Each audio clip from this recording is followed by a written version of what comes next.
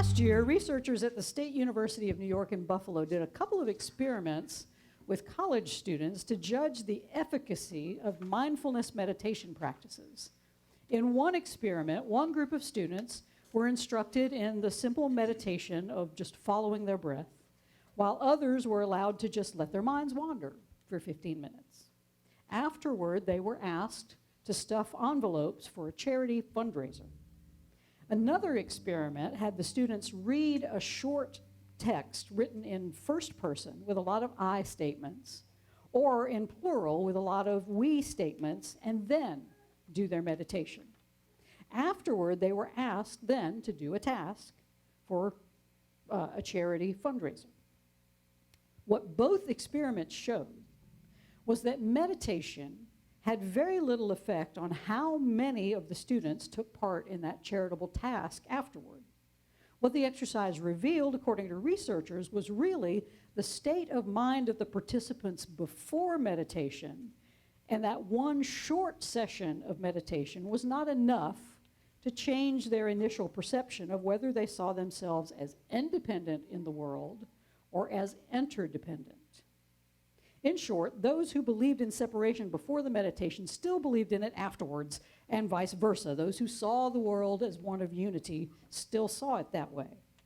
Another study had participants focus on an action that they felt guilty for, and there were similar results, with mindfulness meditation serving to ease the guilt of those who already felt independent from others, and prompting a feeling of desiring reconciliation from those who already saw themselves as interdependent before all this experiment began.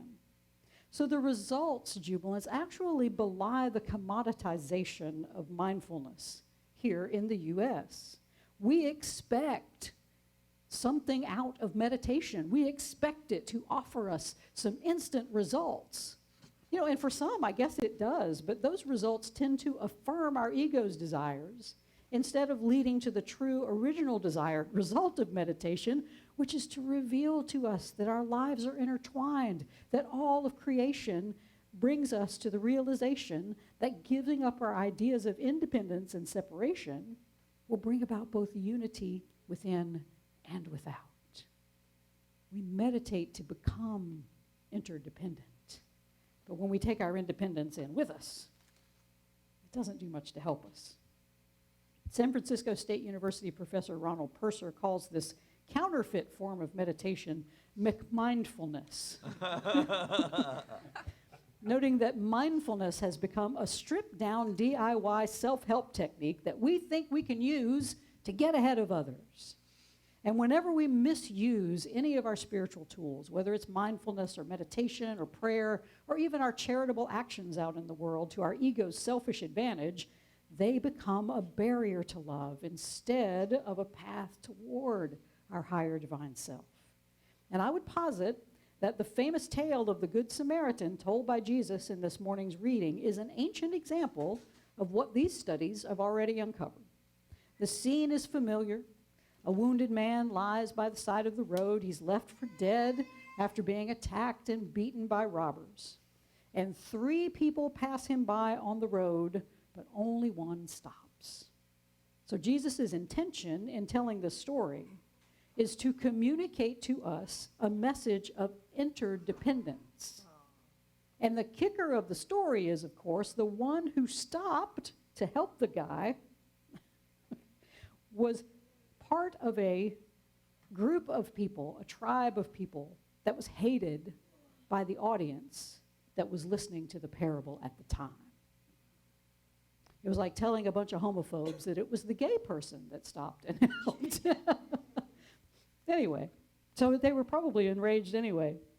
So the first 2 guys who walk by this beaten and wounded man are the holiest and most respected leaders of their group. They are a priest and a Levite.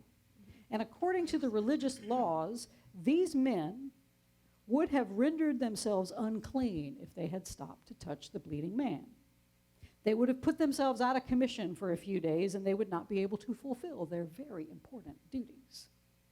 So these men represent the independent mind of the group of people that were in this experiment. What mattered most to them is what they did. Of course, and the ego can justify anything. I'm sure they probably told themselves, I am indispensable to the people that I serve. So they saw their inaction as a higher good because remaining clean, as far as their religion was concerned, was important for them. It was important so they could keep serving the people who depended on them. Violating their religious law by helping someone else would keep them from serving the people that they serve, so they passed on by. The Samaritan, though, he represents those interdependent-minded students. When he saw a man beaten and left for dead by the side of the road, all that filled him was compassion. He knew that along this dangerous stretch of highway, that could very well be him lying in the ditch, bleeding out. So he had a sense of unity with this broken man. Though he came from a tribe that was universally hated by others, he didn't bend down to the guy and go, look, are you a Republican or a Democrat? Because I can't help you if you're one of the, it doesn't matter. No, he didn't do any of that. He simply stopped and he rendered aid. He didn't worry about whether his fellow tribe members might shun him for helping that wrong kind of person. You did what? You helped who? How could you? All three of these guys, the two who walked by and the one who stopped, they all possessed that deep perfection of the holy within them, as the Course in Miracles says. And that deep perfection was ready to radiate through them and out into the world. To two of them, that inner perfection was a barrier to love. They could not shine it through their ego.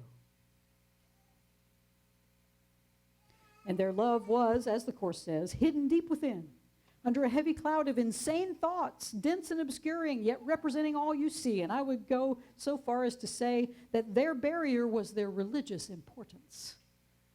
I'm too important to stop and help. To one of them, though, this situation presented a gateway to that perfection. And it allowed him to understand that, as the Course says, the source of all joy goes with you wherever you go. You can never be alone because the source of all life goes with you wherever you go. And that Samaritan used his spiritual tools to build more unity, where the priest and the Levite used their tools to create more separation. Which begs the question for us today. How are we using our spiritual tools, jubilants? Are we allowing the guns in our heads to be a barrier to love, or are we using our spiritual tools to put down all of our weapons against love? The good news is we can learn to be very skilled with our tools, and we can use them to remove all the barriers that we have built up against love. Breathe deep. In that study that used feelings of guilt to judge whether mindfulness meditation was effective or not, the researchers ran another experiment. But this time, they asked participants to use a different kind of meditation, not just following your breath. They asked them to engage in loving kindness meditation. Now, in this form of meditation, you're not just sitting there breathing or counting breaths. Instead, you intentionally send thoughts of love, first to yourself, then to someone you love, then to someone you're indifferent to, like a stranger, and finally, you send thoughts of love to those you find disdainful. Perhaps you even hate them. The results of this experiment were different. Participants were more willing to make amends for what they felt guilty for and found that the meditation relieved their own stress about the situation. Another study found similar results and found that when loving kindness meditation was paired with learning the art of compassionately listening to others, participants discovered a sense of shared humanity with others, whether they were independent or interdependent, going into the meditation. So what this means, jubilants, is that we have a powerful tool that we can use to shift ourselves out of this independent thinking that fosters separation into a perception of interdependence that causes and creates the unity that we seek both within ourselves and to see out here in the world. Not all of us start where the Good Samaritan already was. Many of us are in that place of the priest and the Levite, independent thinking. But that Good Samaritan had interdependence already. And the good news is, if we wish to attain that state of interdependence. It's available in this very moment. Meditation, that Buddhist nun Pema Chodron reminds us, is a transformative process rather than a magic makeover. It's not big mindfulness. It's a transformative process rather than a magic makeover in which we doggedly aim to change something about ourselves. The more we practice, the more we open, and the more we develop courage in our life, she says. So when we dedicate ourselves to this kind of transformation, Chodron says, it's not going to be easy. It's not one and done. You can't just sit down and do it on occasion. Meditation can often be hard work as we struggle with our own personal demons of shame and blame and despair and grievance. It takes courage, Chodron says, to sit quietly and allow those thoughts to be seen, to be recognized, to be healed. And Chodron calls this transformative process grace. Grace.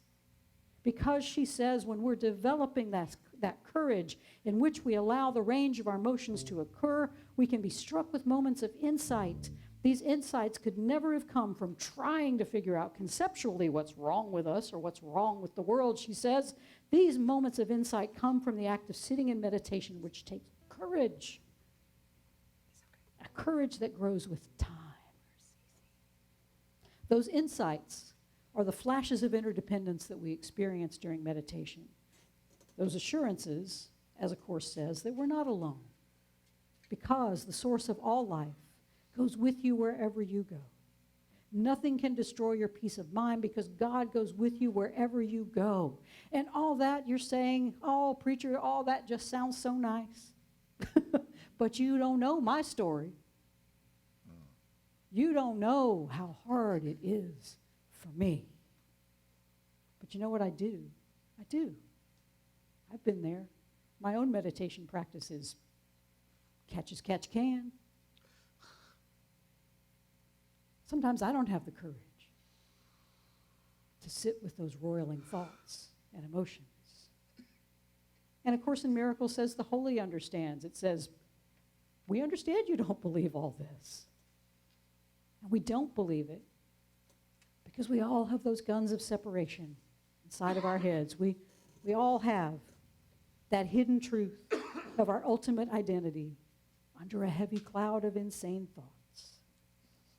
Today, though, A Course in Miracles invites us to make a real attempt to remove that barrier to love, to get past this dark and heavy cloud and go through it to the light beyond.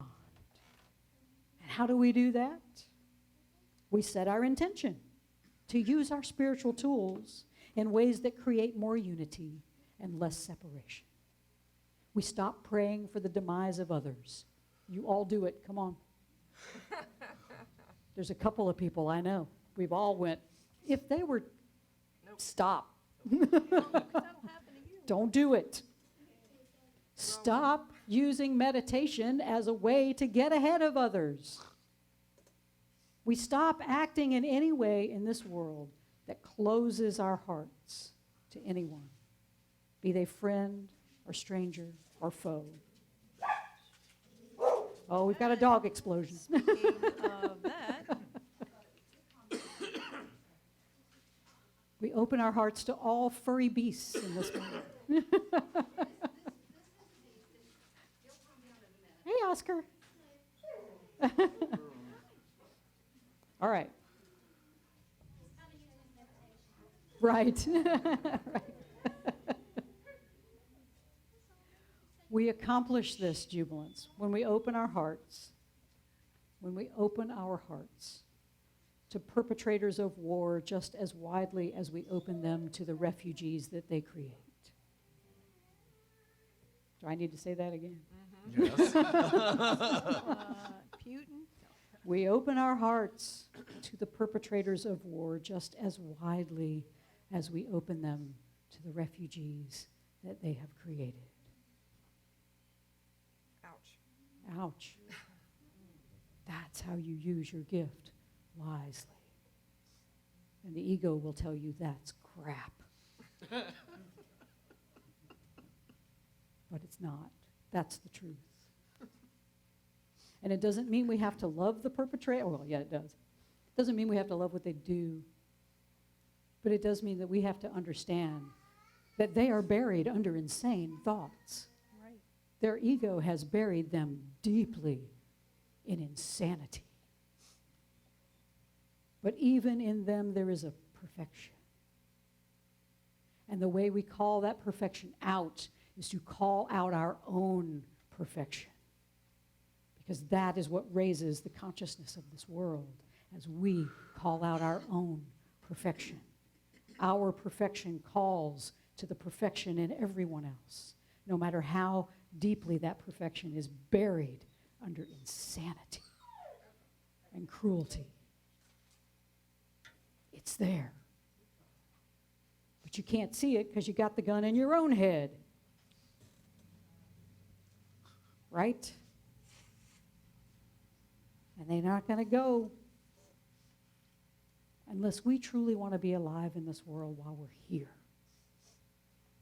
You get rid of the guns in your own head, and you become a source for peace, because you can clearly see how to help end the wars. While we may not be able to directly help the victims of that war raging in Ukraine, there are plenty of beaten and wounded people stretched out along the path of our daily lives. Those who are already beaten down by life. Those who are suffering from wounds that maybe we can't see. So are you walking by them in your cloud of independence? Or are you willing to see everyone as being just like you? Innocent, beloved, worthy of your time and compassion. After telling the story, Jesus looked at the lawyer whose question had prompted this whole story, and he said, "Which of these three do you think was a neighbor to the man who fell into the hands of robbers?"